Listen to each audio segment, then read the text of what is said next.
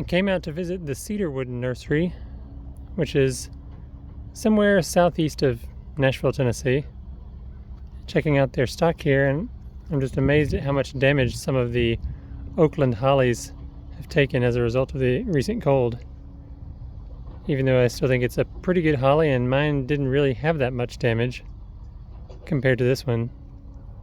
A lot of them did. A lot of leaves on the ground too. This is a great discount nursery where you can get lots of evergreens for what I would say is about half price what you would pay at something like Lowe's or Home Depot. Here's a bunch of Thuja Green Giants right here. And there's plenty of Nellie Stevens holly, which is fairly reliable. A little bit of winter burn as a result of the cold, but mine didn't really suffer much at all. Probably a little bit more protected from the wind in my collection. One interesting thing I found here is that they're growing what's called the Auburn Holly. That's a cultivar name. It's really the Ilex latifolia, a holly native to south central China. I attempted it one time in my collection and it died from the cold. And as you can see here, the leaves have a lot of browning on the most exposed leaves, but the interior of the tree still looks good, and overall I would say they're not that bad. There you can see there's plenty of green down in there.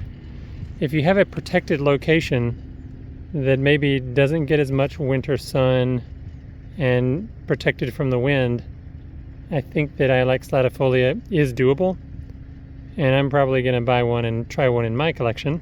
So that's my vote of confidence. But I don't think I've seen these online really that much. And obviously coming straight to the nursery like this, you can get them at a good price. Here's something interesting they're growing here. At first I didn't know what this was. I had to look it up. They're calling it Irish Juniper, and I'm pretty sure they're referring to the Hiberica cultivar of Juniperus communis, which of course is the European juniper. And although they do look fairly interesting, some of them have some pretty good trunks, and the foliage is spiky with a little bit of glaucous material on some of them, giving a slight bluish tint.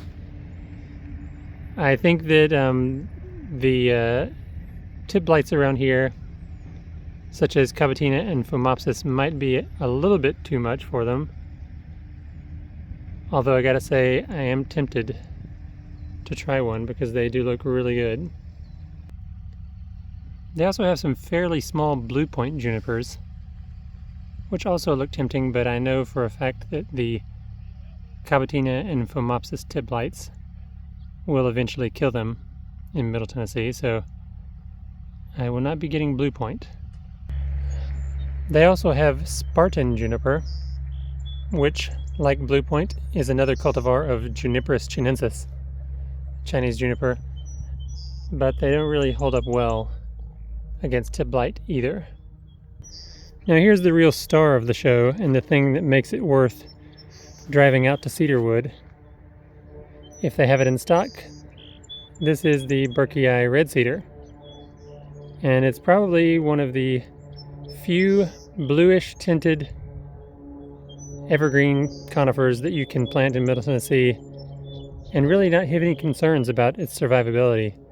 Super drought tolerant, tolerates excess moisture if excess moisture is around, tolerates alkaline soils, tolerates heat, tolerates cold, resistant to all the blights. It checks every box. And not only are they incredibly hard to find online, but when you do find them, you pay a lot, but not here. They're fairly affordable here. And I'm probably going to get 3 or 4, I'm just thinking, 3 or 4 of these guys, because they are so hard to find, and every time I get back home and plant them after a couple years, they just start looking really good. And I think to myself, man, I should have gotten more of those last time I was out there. So Burkey red cedar, still in stock as of the very first week of February 2024. And they also have some really small ones I'll show you. If for whatever reason you needed an insanely small Burkey red cedar, there's a few left here. Maybe you're doing a juniper or a bonsai from Burkey I read, which could look really good. Even though it's not labeled, I'm pretty sure this is the Thuja occidentalis nigra, the dark green Arborvitae. And I have a few of these in my collection, which all of them, unfortunately, are planted next to some location that just happened to be infested with Armillaria, so I might pick up one and plant it somewhere far away from the Armillaria zone, just in case I lose all the others. They are a fairly attractive Arborvitae. You do have to watch out with Arborvitaes because they are tasty for deer. Deer like to browse on them. Although it seems like they mostly prefer the emerald green Arborvitae and usually leave the dark green alone when the emerald green is available. I don't know, I might try one, might not. Container trees are not the main product but Cedarwood sells. They mainly do this burlapped and bald, and I've purchased burlapped and bald trees from here before. They're really good. Here we have some Burkey red cedars that are tied up and ready to be picked up by a nursery somewhere, or maybe a landscaping company that's going to install them directly. So if you bring your own truck and trailer, you can pick up your own burlapped and bald larger size evergreens and save the growing time. And they're fairly affordable too, even the big ones. Looks like they're loading up a load for somebody. They might be able to load up your load for you if you ask them. There's some more of those Burkey waiting to go out. Some fairly large hollies here as well.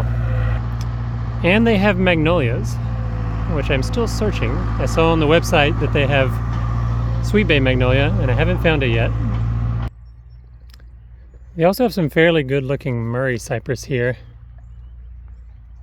Sometimes you can find Murray at Lowe's, but if you get it here, it's going to be about half price.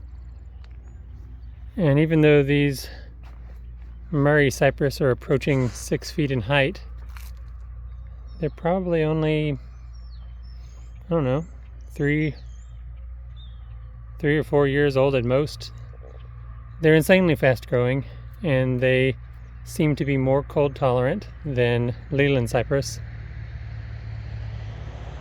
And yeah, you have to watch out, obviously, for wind blow because the top side grows ahead of the roots, it seems. And the few that I had were halfway uprooted by a windstorm. So there are several where I had to trim the top out, but in terms of survivability, Murray cypress seems pretty good. I don't know over the long term if it will do any better than Leland does, because Leland almost always eventually ends up with some kind of problem, but at least in the medium to short term, the Murray cypress is better. They have some very large Thuja green giants here at reasonable prices in pots as well, so they're not all burlapped and bald, or bald and burlapped. This looks like more Murray cypress back here, larger potted selection. Wow, something happened to their boxwoods. As I've mentioned before, boxwood is susceptible to boxwood blight in Tennessee, so that's a species to be avoided. Okay, I found the sweet bay magnolias. This is Magnolia virginiana, and they're fairly small. Looks like all of them have multiple trunks, so you can either try to get those separated or just trim the rest away if you don't want multiple trunks. And there's a lot more Arborvitae on the back lot back here, including dark green, emerald green, and Thuja green giant. Here's the large selection of sweet bay magnolias here. Really hard to find this size anywhere. So it's a pretty good deal if you want to start off small and grow your own sweet bay. I'll put the name of the nursery in the description, Cedarwood, and they're open on Saturdays until noon starting now, so it's a good time to come out before the weather gets too hot.